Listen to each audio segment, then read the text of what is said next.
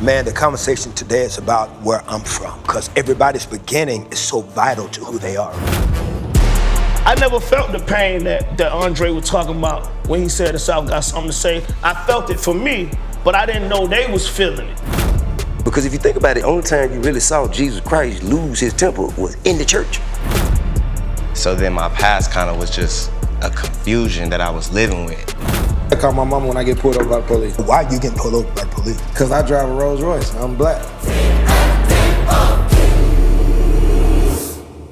Chef Cheryl, you ain't got to do it like that, bro. You ain't got to do it like that. I can smell that all the way up there. Hey, look. Hey, come on, man. You ain't got to kill me like that just yet, King. You told me to come, cook for the king. That's what we doing. What I'm trying to say, though, it can't be all the way up there. People trying to sleep. And it's like you're waking people up out they sleep hungry. That's not right. That's what kings do.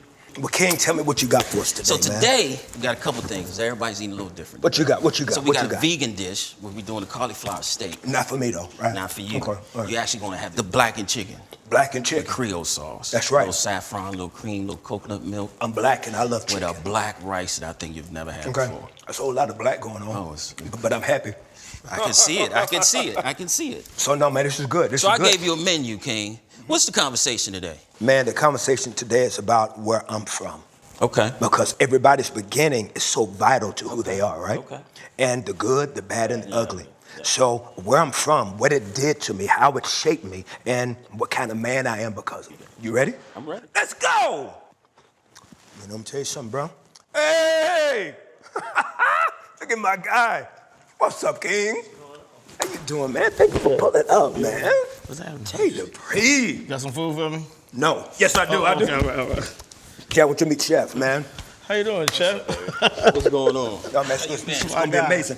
Yeah. Oh, so that's right. You know Chef Chell. Yeah. Amazing, right? Yeah. Now, I have more food than this for you. I don't want you thinking I'm bringing over you, just giving you like little white people food. Okay. I got black people food too. Black food. Okay. You know what I'm saying? Okay. I know because you know this ain't what mama and them know. All right, cool. All right, cool. Now, how you been, man? I'm good. You looking. Thank you, man. What you working on? I got my little soundtrack. Magic City soundtrack coming out. Magic City, I've never heard of that. Yeah. It's a nice little club down the street. Okay. Yeah, and it's not acquired. We got a it's documentary. Not acquired. Like Magic City's not acquired. Might be acquired occasionally. But yeah, we got the Magic City documentary. Hey, what's up, Y'all boy? know what this is. What's up, King? What's up, man? What's going on? You know this guy? Yeah, I heard of. What's up, man? little kid trying to get on in the music business? He's starting a choir called Magic City. What? That's what he just told me. Is that the truth? You're introducing the chef. What's up, chef? How you doing, bro? By the way, he's in the choir. He's in the choir? Yeah, he's in the choir. You want the tenors? Yeah, You want the tenors in Magic City's choir? Yeah, Hey, speak no evil. Man, great seeing you, boy. Hey, man, likewise, Man, I love what you're doing for the city. Man, thank Love what you're doing for the city, man. Like, what's this thing you're doing with this, with like homes and what is that you're doing? I've been fortunate enough to align myself with a team that to introduce an affordable housing development to the city. Amazing. In my hometown, or my side of town, the West Side Bank. Amazing. E.B. Come on. E.B. one of the dopest singers on the planet. Man. Do you know Eric Bellinger? Absolutely, yes, man. We worked together. Yes, sir. Many times. Yes, sir. Listen. Stay away from their choir. Okay. Anyway, man, it's great. Let me introduce you to Chef Shell, man. What's up, bro? How you doing, fam? What's going on? All right, pleasure. One of the greatest voices of our time, man. And when we sit down, I'm gonna tell you how far me and this boy go back. Yes, sir. It's crazy, man. He was a pup. Man, how you doing, man? Good, man. You looking good, boy. Oh, thank you, Doc. Slender. Thank you. I like that. Thank you. Now, are you still on the West Coast? Yes, sir. Do you love West it? Coast. I love it, and I hate it, and I love it again. It's expensive. That's the part. It's expensive. Were y'all cool with the fires? Everything cool? Yeah, we was good. We did a little, pack up just in case we had to evacuate. Okay. So I still got a bucket of, all my stuff in it. Singer to singer. Do you know this guy right here? What's up, course. Jacquees? What up, man? Bro. Come on now. Bro, what's happening, man? What I do? This is crazy. What's up, y'all? Bro. How you doing? Look at this. Hey, love, bro. Chef. Every time. Chef, I'm going to meet happening? Jacquees, man. Okay, Chef, how you feeling? You good? I'm gonna let you know about the food now. Bro, I did not know that you were down here with me. Oh, yeah, I'm down here with you. I did not know that, man. How you doing? I'm good, man. I'm Yeah, good. yeah. Blessed to be here. See, like we can get on all the rides, half price. You know Oh, yeah, what I'm you saying? already know. We doing all that. I used to have to put the bottles in my shoes. Real talk. Well, man, I'm so glad to see y'all. Thank y'all for pulling up, man. We're gonna have a good time. Reverend Pastor Deacon T.I., would you mind saying grace over the food, brother? Okay, yeah, absolutely. Okay. Lord, thank you for the food we're about to receive. May it nourish our bodies. Thank you for the hands that prepared this meal, and bless the people that this meal has brought together. May we sharpen one another's consciousness, be an asset to one another, and may we collaborate in the name of the Lord. In His heavenly name we pray, amen. Amen. Amen. Amen. Yes, sir. Yes, sir. So while he fixed that, we're gonna nibble a little bit. I think we got something to drink a little bit over there, like some holy juice. It's all holy juice. We got some Communion, ain't nothing wrong with a little communion, man. Listen, man, I want to talk about where we come from. That's what I want to talk about, man. And a lot of y'all are from the A. You from LA. Where you from? I'm from A. You from the A too? Okay, I'm from Texas. And where we came from, that's part of what shaped us. Chef, what about you, Chef? Born and raised in Washington, D.C., Chocolate City. Okay, wait a minute. Is Atlanta Chocolate City or is D.C. Chocolate City? We the Chocolate City now. Yeah. I think they started there. They started it. They did start with I think DC. they started, but we. When did Atlanta become chocolate? They passed the baton to Atlanta. Yeah, probably. What year? I would say like 70s. 96. Oh, you would say 96. I'm gonna say Maynard Jackson era. I believe that's when, because he ushered in a lot of the blackness in this city. Really? Yeah. The stuff that you see in this city. Entrepreneurship. Yeah, the black people being able to do so much in this city. Wow. Maynard Jackson pushed that button. Man, there's so much to talk about. Come on, let's sit down. Right on, let's do it. Yes, sir. I'm gonna take some of these grapes too, man. So I'm from Fort Worth, Texas, man. And I'm the oldest at the table. You know what I'm saying? I'm the OG, right? How old are you? 52. I'm older than you, yeah. So sometimes when I go back to the hood, man, and I go often, and I go because when I'm feeling like a little anxious, having some anxiety, I like to roll back through there, stop by the old house, where I found my mother. I found my mother, the lady that adopted me, I found her dead in her sleep. And even though it was a place of pain, because like all of us, where we come from is, there's this duality of reality. It's painful, but there's also a peace. Because when you're young and problems all around you, you don't even know you got problems. Something like problems and pain are kind of like your norm. But the problems and pain of a child seem so normal that when you grow up, the bills and responsibilities that you now have, that make it difficult, make life harder. How has it been for y'all? When you look back at where you're from, do you have memories of pain or is it memories of peace? For me, I just look at I always look at the forward motion period. I don't have no reason to look back if I'm doing better than I did to get to where I had to go. And that's what I always put in front. Like, I could be here, but I'm here. Who taught you that though? I just had to get to that space just in my own peace. Because if not, you will start trying to make up for things that don't need to be made up for. But I'm asking you though, who taught you that? Nobody. I learned this on my own. Really? I think, I'm a producer, so I deal with a lot of different egos. And I think that's first and foremost like how I deal with each person that come through the door.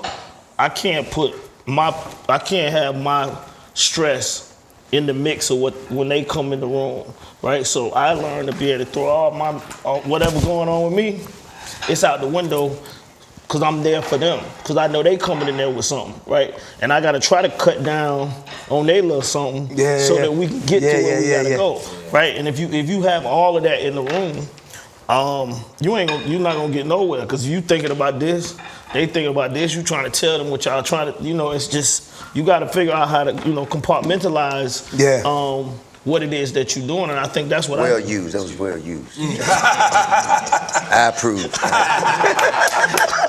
is it a place of peace or pain when you look back at where young Jermaine came from? No.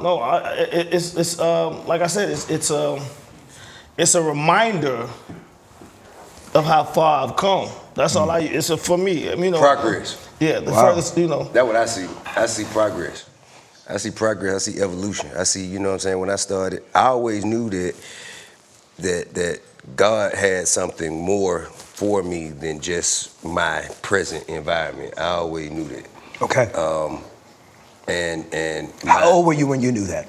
Or when you started realizing? Very young, 6, 7, 8. I just always knew it. And the thing is, the environment, the people around me, they saw that in me before anybody celebrated me as a celebrity or a talent or anything. My community rallied around me and kind of hoisted me up as that first. You know what I'm saying?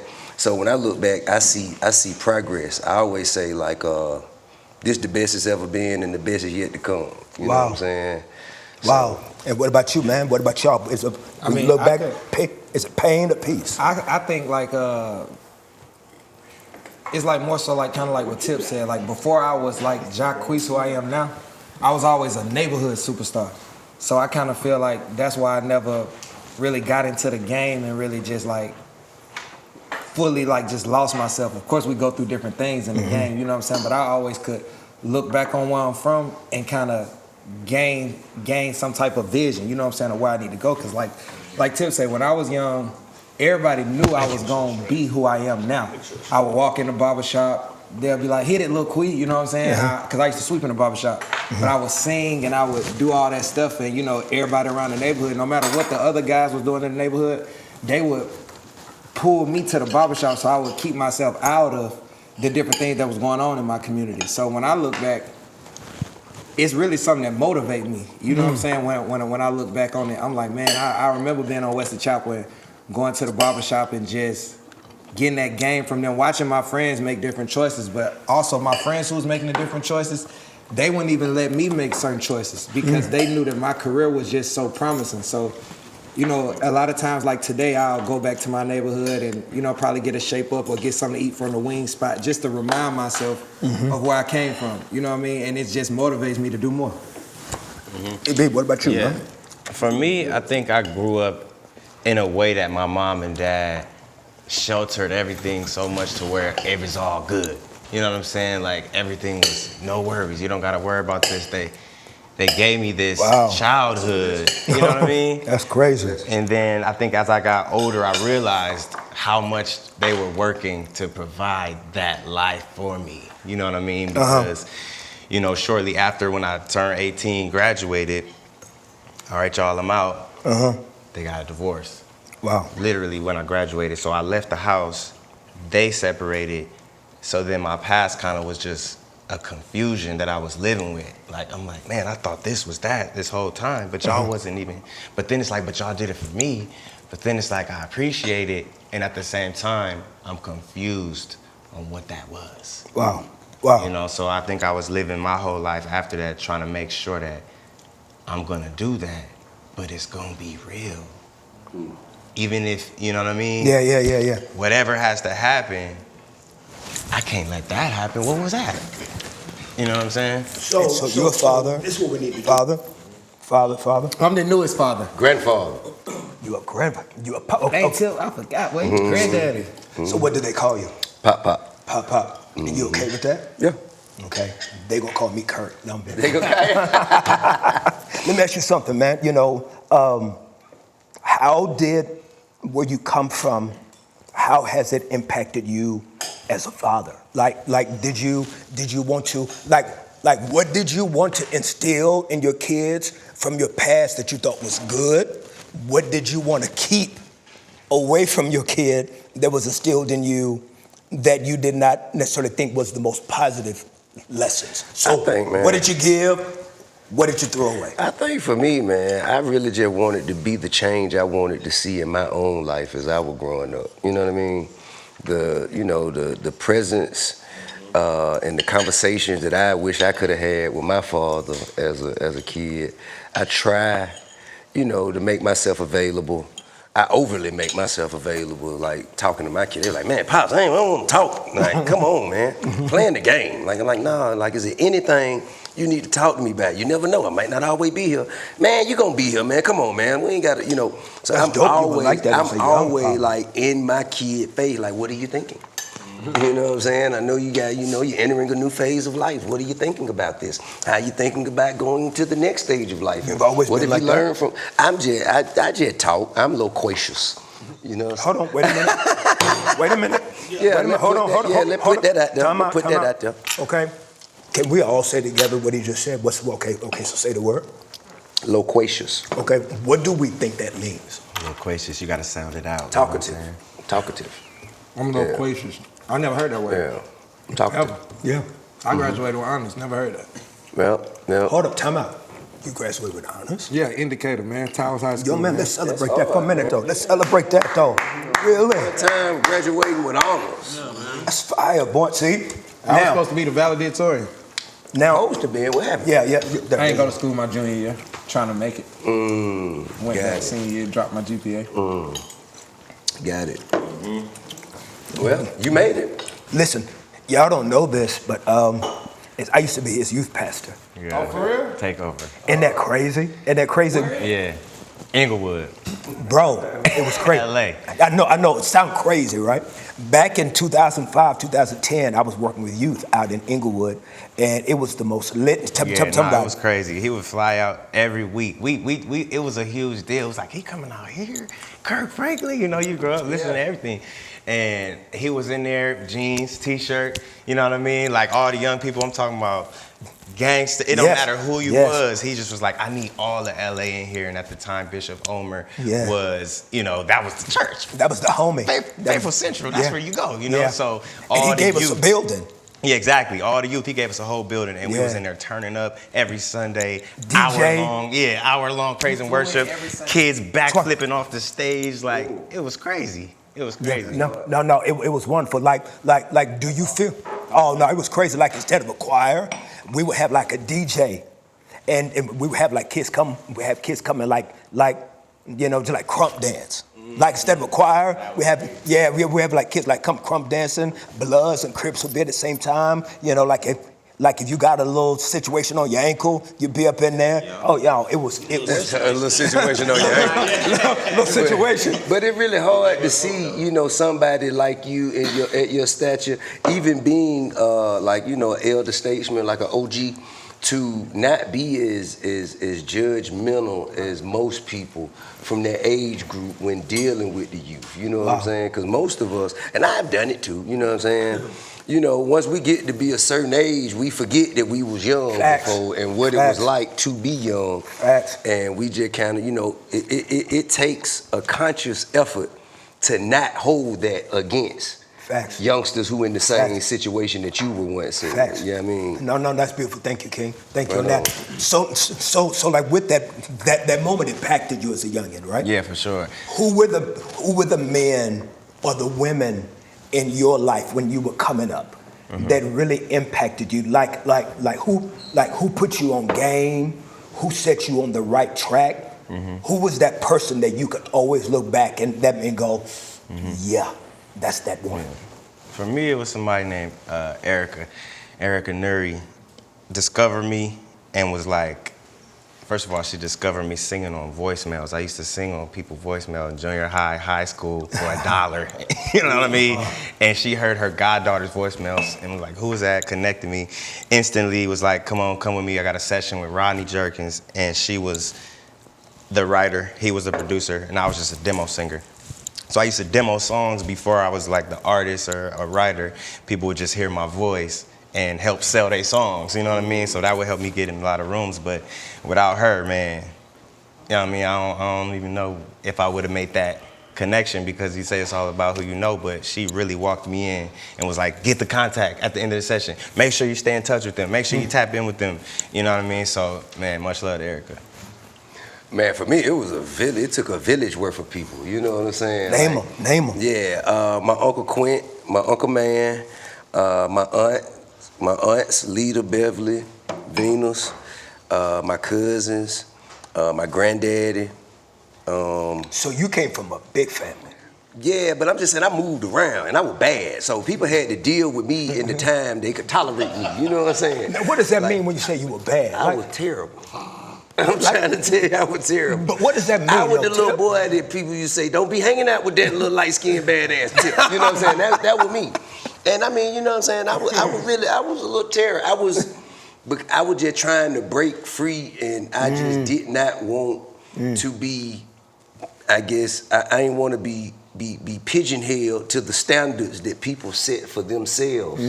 And I just knew that I was rebellious because it wasn't nobody showing me nothing that I wanted to see. It wasn't nobody taking me nowhere I wanted to go. So I'm like, if my life is gonna change, it's gonna have to come from me. And me sitting still, standing here, and accepting the minutia that this life has to offer, it ain't gonna get me nowhere. So I just, I stepped outside the lines, and I was bad, man. I was bad. So it was a village for you. It was a village. People had to they'll talk to me and have their hands on me as long as they could tolerate me. And then, you know what I'm saying, I spin out of their hands, and then the Lord will bless me. I fall right into the hands of somebody else who's able to have a hand over my direction and my journey. One person that comes to mind though is the first guy that ever put me in the studio. First guy ever put me in the studio, I was, 11, 12 years old, man. I found out it was a studio in a set of apartments. A guy who had a studio in his apartment off Washington Road, and I stayed on Camp Creek at the time. So we used to walk. I used to walk through the apartments from the backside of Camp Creek all the way up to Washington Road, get in the apartments. It was a guy named Cognac. Cognac, man. Cognac. His name was Cognac. He later went on to run a bunch of strip clubs in the city, Jazzy Tees, Blaze, Goosebumps, you know what I'm saying? There's a strip club called Goosebumps. Yeah, it used to be called Goosebumps. Now I think 2 Chainz owned it. So please continue. He called it Candyland. I just never heard of it. Sidebar. Yeah. You know what I'm saying? But yeah, Goosebumps. but Kanye, he was like a real, and he was from Miami. He was a real reformed kind of, cat from the hood who wanted to create a safe space for kids to come in and be creative. You know what I mean? And he had some older cats that was in there rapping. I just went, and me and my next door neighbor, we were both the same age. I was a lot more unapologetically resilient than he was, because he wouldn't knock on the door. I said, I'm gonna go knock on the door.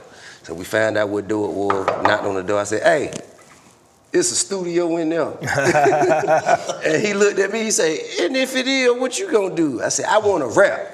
And so he let me in, but he would never, he always would kind of make sure that my schoolwork and stuff was in, was in alignment, and that I was listening to my mama and stuff like that. So, it took people like that outside of my family, just people within the community who kind of saw something in me and saw that I had kind of rebellious energy that needed to be harnessed and directed. You know what I'm saying? We celebrate Cognac. He went from child care to adult entertainment. Yeah. He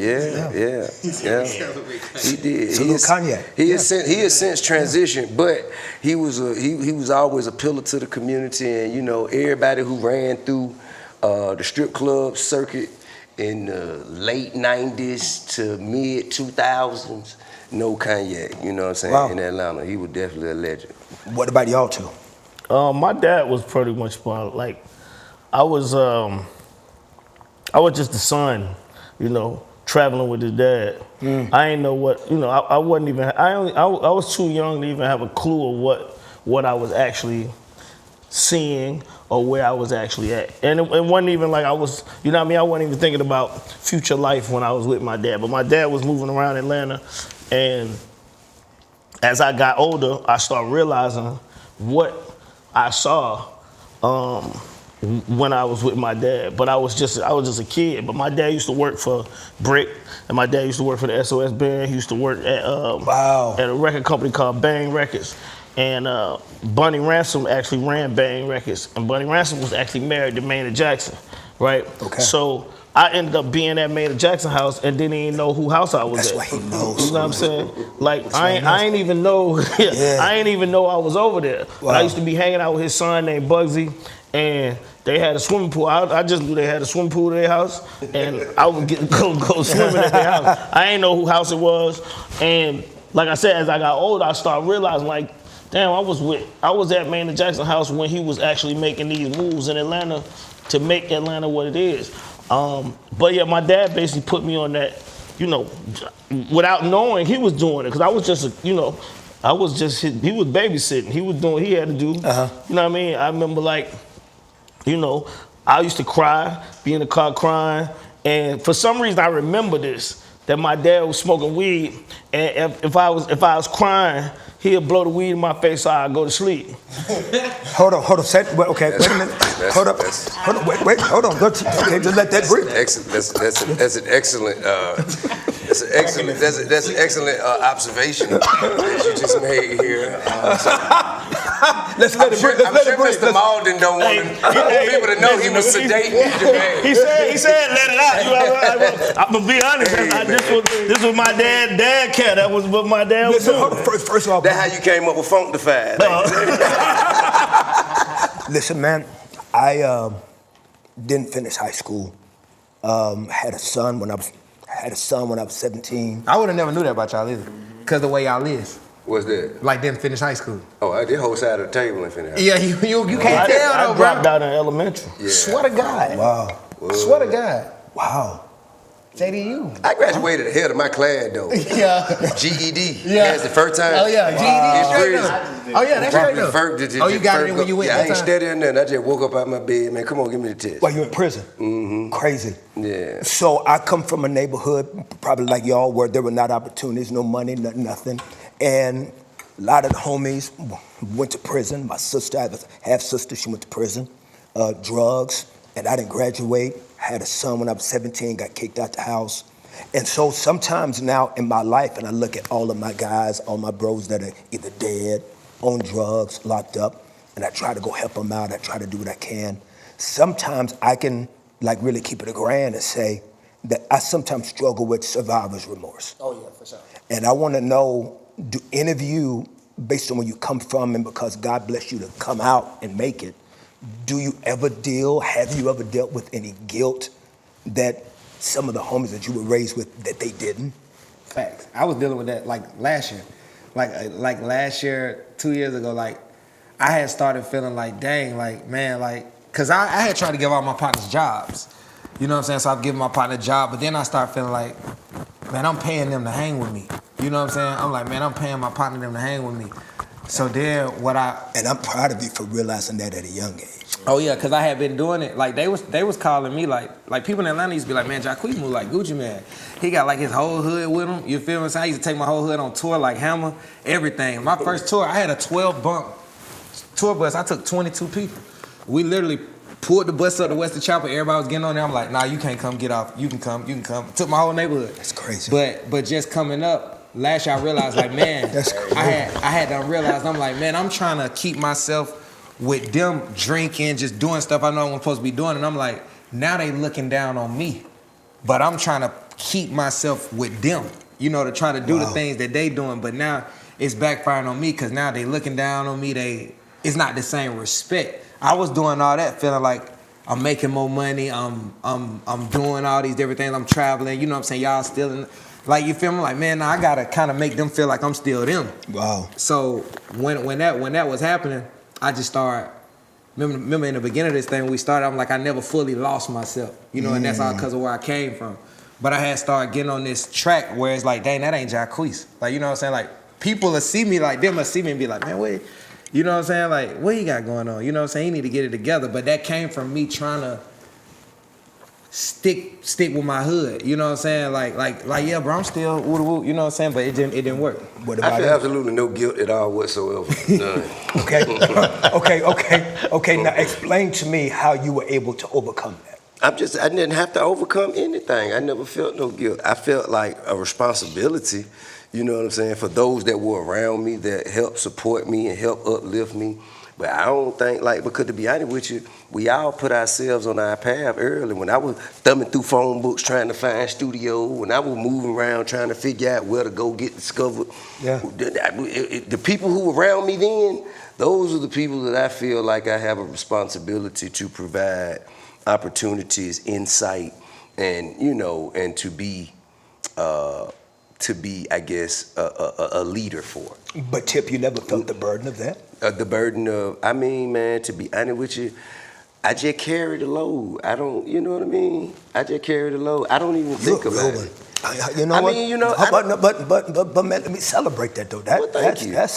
But no, they celebrate. I mean, I feel like they've carried a load too. You know what I mean? Wow. I feel like each and every last one of us have our own burden to bear. So you feel that to whom much is given, much is required. Absolutely. I've always like you figured lean into that. I always know that the reason the responsibility feel heavy is because the blessings have come in abundance. That's a bar. That's a bar. What about you, Ken? It's like I said, it's crazy for me because I started too young. I started so young I ain't even had no friends, basically. Wow. And I ain't go to school. You know what I'm saying? So I dropped out of elementary school at elementary. How did your daddy? So I ain't had no friends. So what was that conversation like with your mom and daddy? With my mom didn't understand. She was really trying to make sure that I stayed and kept going to school. But I had to explain to her in a way that, I mean, you know, I went on tour when I was 12. 13, 14 years old, right? And like I said, this Atlanta don't have no schools that provide for kids that's entertainment, right? So I'm like the first person to go to judge school system and say, listen, I'm going on tour and I'm gonna get a tutor. She gonna tutor me all the stuff that these kids learning in school, and when we're gonna bring it back and y'all give me my credits. I'm trying to tell a state or a city that ain't never did this before for nobody. We ain't got no kid stars from Atlanta. Wow. You know what I mean? Ain't no Emmanuel Lewis and none of them. They came after the fact. They ain't from out here. Do you know who that is, Emmanuel Lewis? Yeah, that's the Lewis. Which Lewis? You know, that's the one that was famous, like, you know, the little one. I know. But you know, but some things mean you can't. Me, you, something can't say. Me, you, Jay can't say something. Yeah. You mean the little one? Yeah. So we didn't have none of this. So I'm trying to do this. So I came back off tour the first year, and we went to try to get my credits, and they told me I was gonna get left back. Wow. So my mother felt my pain. My dad felt the pain too because they saw me actually doing my work on tour. And I felt the pain. I'm like, no, this ain't about to happen. Wow. And at that moment, I had to figure out my life. Like, either I'm gonna get left back, and I'm gonna have to do this year over in school. I'm gonna get my mind together and start doing what I seen I like, and I just start focusing on just entertainment. What about you, King? You. When you think about all of the R&B singers that was trying to make it, or just everybody that you were just kind of coming up with, and here you are making it and doing your own shows, did you ever feel like guilt? I think last year too was when I started to feel like I needed to save and rescue the homies.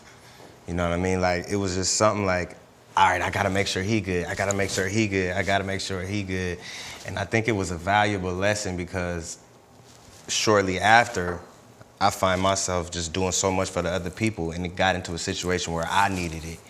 And I'm calling and I'm making them calls, and it's crickets. I'm talking about, man, but it just taught me, like, now I know, okay, moving forward, you know, you really gotta just focus on yourself because you put too much attention on everybody else. It ain't gonna be there when you need it, you know what I mean? Gotcha. So, but I definitely felt it to the point where I was like he said, trying to hire everybody. That's all it's been for me. I've been in this whole thing since the beginning, independent, never had a label deal. So it just you went crazy. Always Still independent. going crazy. Thank you, bro. Yeah. So it was like hiring the homies, hiring who I could. You know what? I will say this. Thank you. I do feel a level of guilt for the partners of mine that were around but didn't necessarily live to get to see the dream manifest itself. You know what I mean? The partners of mine who did not, but everybody I feel like who is alive, we get the same 24 hours to work towards something. Amen. But the ones who did not live to see, you know what I mean? Yeah. I do think, you know, now that I'm thinking about it, I feel a level of guilt for them. Can we talk them about not being able to make I'm it? apologize. Go ahead, I'm sorry. No. That's you just saying that inspired me to think of something. What about the trauma? It's because as a young man, you're saying people not make it. I'm quite sure that you saw some people your age not make it. How do y'all feel, man? How do you feel that trauma of pain that you saw, or whether friends getting killed, or is Atlanta and LA got hit hard with the drug game? You know what I'm saying? So the drug game hit our communities bad too. Right? How do y'all feel that we are doing when it comes to just the trauma of our childhood and the things we've seen? How has that trauma sometimes played out in y'all's lives, even personally? Some of the horrible things that maybe unfortunately were normalized, like, there's another dead body. Or, there's another, it's like it happens so much, it's normalized, but that ain't normal, and it shouldn't be normal in a person's life. Have those things impacted your psyche, your psychological state as young black men? It made me numb. I'm a little numb to it. I'm a little numb. I'm probably desensitized Do you think to that's a good or certain bad? degree. I'm not here to judge whether it's good or bad. I'm just living with it. You don't judge yourself on it? I don't judge myself. But what it does two things. So I'm numb to it. I am desensitized, but I also learn to appreciate the blessings and the things that I've been able to evolve beyond, and the things that I've been able to afford my family and the people around me, because all of the things that I've gone through that I'm explaining to you about my childhood, after me, no more. Woo! You feel me? Wait a minute, that's good, bro. Cousins went to prison. That's good. None of my children, like after me, that was it. It died here. You feel me? So whatever that trauma is, whatever that, it's also coupled or parallel with a peace, a thankfulness that I'm the last in my family to have to endure that. I got a question for that. As like a man that has provided to give his kids a completely different upbringing, how do you instill in them the same grit that you developed in the hood? They ain't in the hood. They gated community. I remember on the show you used to take them down. Yeah, I mean, they are adjacent because, you know what I'm saying? Because, my cousins still they cousins, my uncles still they uncles. And to be honest with you, my oldest sons, Damani, he'll tell people all the time, like I went to see my daddy live with him on the weekend. But when I went back to my mama's house, I was still in apartments in the neighborhood, going to school, public school. You know what I'm saying? So they still kind of got a chance to, be properly motivated. Because every young man, every child want to do for their mother in a way. You know what I'm saying? So they hustle. My oldest son, his motivation is, man, I want to buy my mama a house the way you bought your mama a house. I want to do for mine the way I saw you do for yours. And other kids, I feel like as long as you earn everything you have, as long as you earn everything you have, my children, man, to the point now, they don't like to ask me for nothing, 'cause they know it coming with some. It ain't just no quiet here. It's like, all right, so when I'm gonna get this back? How we doing this? What are you doing? What are you doing to deserve this? How are you going to earn? What are you going to do to add value to whatever it is? Now, I support you, but what are you going to do to earn this level of support? I love it. You know what I'm saying? I feel like that's the one thing that I can do and just kind of speak to them, for lack of a better term, professionally. You know what I'm saying? Talk to them about profit and loss, about liabilities versus assets, and you know what I'm saying? No, great question on Just that. speaking to them in the old manners and like, man, what are you going to do to bring something to the table? Because there shall come a time. You know what I'm saying? Well, I'm gonna kick back and I'm gonna be feeding off you. So, man, let me ask y'all this one. Let me ask y'all this one. This one that's kind of fun and just kind of funny for me. In a good way, is because I would love to know y'all's perspective based on the journeys that y'all taken in life. So like we're all from the mud, right? We're all from the block. Right. Facts, right? And we know in every community, every hood community, is that local little hood church, right? You know what I'm saying? Every community got that little local hood church, got that, got that window, they got the AC box sticking out of it, you know what I'm saying? You know, it's small, they don't smell always the best, got the ceiling fans, you know what I'm saying? Got the, church fans up in there. And do you guys remember a local, like, hood church when you were coming up that was like the little church that that maybe your auntie and grandmama and them went to? Oh yeah, it's still open. Both of them. My question to y'all is that, how do you feel like those local churches, how did they benefit the communities? And what are some things that you wish that they could have even done different or better to even help the communities? I was young. I was gonna say I was young to see. No, man, I want you to say something. I think. No, I was gonna say I was young to see, but from what I remember going to church, like when I was younger, because now if I go to church, I go to change church sometimes. Pastor Darius Dane. No, it's dope. Yeah, it's super dope. So, but when I was young, like the Broadnecks is our family. We got a church over there, and it's in East Atlanta. It's off. I think it's down Glenwood somewhere. Kirkwood. It's in Kirkwood. But I remember being young over there, and we would really learn about God. You know what I'm saying? And I remember the Sundays that I used to love was the ones like where they got the food. You know, so after church, like it would be the food. Yes, Cause I remember they used to always have the ice cream. That's how I started liking the tub of ice cream with the vanilla, the strawberry, and the chocolate one. What is it called? Yeah, Neapolitan? Yes. Yeah. That's the one we used to always have. But I remember they used to feed the community. You know what I mean? And I remember like people, like with church back then, it felt like the people was like different. You know what I mean? I don't know how to say it. Like it wasn't a come as you are church, of course. You had to dress as you went for Sunday. But just the love and respect for people, I think, was different. Like my grandmother used to love Pastor Clemens. That was the pastor. You know what I'm saying? She used to love Pastor Clemens. Like, but just Pastor Clemens being a pastor, like what Tip said, like I never looked at him like he was God or something.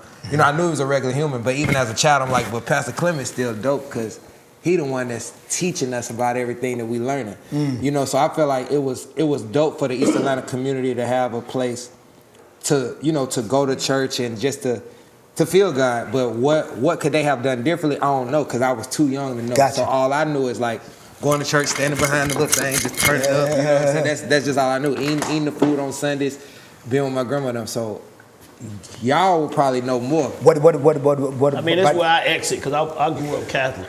Okay. Yeah. I School me learned on so that, though. much about JD today, dog. No, man, I want to know about that. How was that for you? I don't know. It's just different. I think it's. I always tell people my life seemed like it was. I mean, God designed my life to be a certain type of way because I became a certain type of kid, right? And growing up, like I said, after I went on the Fresh Fest, I was completely hip hop. Right, I got kicked out of school when I came back to Atlanta for not wearing shoelaces in my sneakers. That wasn't happening, right? And going to Catholic church, you could go to Catholic church how you want to go to Catholic church, right? So it just felt like that's where I was supposed to be at. Wow. Right? And my grandmother, now I had grandmothers they had Baptist churches, and I used to go see them in North Carolina, and I used to be like, why? How was that? How was that for you? Why y'all in church so long? Like, you know what I'm saying? I'll be in the house, because I wouldn't go to church with them, because I wouldn't go to church with them because they had to get dressed up and all that. And I'm like, we don't do that at my church. We don't do that. I can go up in there with this shirt on. Nah, you can't go. So, and same thing. They used to eat and go back to church. I'm like, what's going on? I couldn't really never understand it, but I used to ask the questions, but yeah, I grew up Catholic. What about you, Brown? I think the best thing was the family camaraderie. You know what I mean? Like, I grew up in the church since I was a baby, lifted up, dedicated like Simba. You know what I mean? Yeah, Ruth. So it was family, but I think when I got older and started wanting to sing R&B, that's when it got tricky too, because it's like they all look at me like that's Lil E, like we're all his, you know what I'm saying, like father figures, mother figures, auntie figures. And when it was like, yo, I wanted to sing this R&B music, I was judged bad. Wow. You know? But that's interesting because all R&B comes from church. Yeah. I've been telling people this. Yeah. But they judge you if you do R&B. Yeah, that's interesting. It was bad. That's a good. Very That's a interesting. But they won't let me. You be dancing now. How you get around this, man? You know, I get judged. I mean, you got a whole Louis Vuitton suit on right now. I mean, you just. I mean, what is it? What is the motion of you being judged? What is that? I mean, does that play into your? You know, you saying. You know, Jesus was judged by the church as well. We all judged. You know what I'm saying? Great question, and it's been painful. You know, and at the same time, I'm not afraid of it. I'm not afraid of. I'm not afraid of anyone wanting to make sure that my intents are genuine. So that doesn't scare me. I welcome it because I may not always be getting it right. You know, that doesn't, just because I say that I rock with God don't mean I am God. And so I'm going to fail. I'm going to mess up. I'm not going to get it all right. So I welcome when people have a critique. And it's because what it does, it causes me to go back, pray, study, see if there's something I need to change, something I need to grow from, because I want to be the best example for the Lord that I can be. Not perfect, but I really want to be that. I think that what the hardest thing for me is that when people's judgment, when it turns into their definitive of who I am, that's what's hard for me. Is that they may not understand or agree with my motives or my execution, not motives, but my execution of what I do, but it does not mean that my motives are not pure. And I think that that's where I war with. And so, but yeah, it's not always easy, you know? That's a good question. I've never been like a church person. You know what I'm saying? I grew up in a house with a strong, praying, tambourine bumping grandmama. You know what I'm saying? My auntie, strong, very, very strong in prayer. So I know how to pray and I know the word. You know what I'm saying? I know God is real and I've seen the presence in the hand that he's had in my life personally. Don't nobody ain't got to tell me that. I just ain't never felt the connection with church. Why? Man, I don't know. It just ain't. And to be honest with you, I don't think it real. You know what I'm saying? I think that it's a business just like anything else, and it's a show just like anything else. You know what I mean? Just like you go to Broadway, you see a show. I feel like it's just like somebody standing up and public speaking, just like you get like a TED talk. And a lot of times they be putting a lot of cap on it. And when I say cap, I'm saying cap in their action. The word is the word, but sometimes they try and twist the word, make the word mean something, you know, that will be personally benefiting to them, and not necessarily what the word mean, you know, as its purpose. And that to me, because if you think about it, only times when you read the word, anybody know the word, and you study the life of Jesus Christ, the only time you really saw Jesus Christ lose his temper was in the church. He went to the church and seen what was going on in the church, seeing how the church people were handling the word of God and what they were doing to manipulate it, to personally benefit, you know, from the word of God. That's when Jesus got mad, flip a table. Oh, that's when he flipped the table. Yeah, flip a table. You know what I'm saying? And he had Jesus out here like he don't love hip hop. You know what I'm saying? You know what I mean? But that's why. Cause I connect with the word, like the true word, the spirit. I don't need no broker. I don't need no middleman. I don't need nobody to get my word. You know, I done heard a preacher, I done been to church before, and the preacher say, come on, y'all, put into the collection plate, dig deeper, get your prayers past the ceiling. I say, hold up, wait a minute. Y'all telling me I got to pay this joker, you know what I'm saying, for my God to hear my prayer? Man, I'm out of here. You know what I'm saying? No, like, that's unfortunate. Like that. Those moments are unfortunate. I mean, they are, and I'm not, and I don't put that on the entire, because I think for the most part, there are people who are strong, church-going, God-fearing people that go to church with the intention of serving and praising God. However, you know, I think there's some leadership. There's enough people in enough positions that understand that there is ways to manipulate this word to personally benefit. Man, thank you for sharing that with us. You man. dig what I'm saying? Thank you. And, you know, just like, I mean, there are good churches. I just could listen to you talk, bro. But I mean, like I said before, I look at preachers are human beings. I don't expect perfection from, I done sold crack to preachers. Yeah. I done sold dope to preachers. I done had drinks with preachers. I done gambled with preachers. You know what I'm saying? But that don't mean they did. I've learned the word also in my exchange. You know what I'm saying? But well, you know, if we have more time, if I can get some more water, it's because I want to ask one quick question, but I'm gonna need a little water to ask this one. I'm gonna ask y'all more. I just got one question. I just want to say to y'all as like young boys in the game, back to the thing about putting that pressure, being able to take the hood on. Like, one thing I learned is that you don't ever give somebody something they ain't asked for. Don't ever give nobody something they ain't asked for. Your homeboys ain't asked you to work for you, don't give it to them. Right. But they ain't gonna never appreciate it. They gonna look at it the wrong way. If they ask for it, then you let them do it. But if they don't ask for it, don't give it to them. If I may add on, and also I'm gonna tell you this: the best way to help people in need is not to become one. Amen. You feel me? So keep doing for you and make sure that you ain't the person that's next to them needing somebody to do. Because when somebody do something, let them be in line for that first blessing. You know what I'm saying? Don't be in there trying to short stop the blessings and stop it from getting to them because you straight now. Now the next blessing hit the hood, gonna go to them. You feel me? So the best way to help people in need is not to become one. Y'all finish this sentence for me. Where I'm from made me king. Dang, you took mine. Where I'm from made me millionaire. Oh God! Resilient, bro. That's all I got. Legendary. What about you? Where I'm from made me hungry. That was how. All right, right on. And then next time we get together, y'all can help give me the history on all of these magical cities. Because you know I've never been. I've never been in my life have I ever been. Man, never in my life. Man, hit me later on tonight. Oh my God.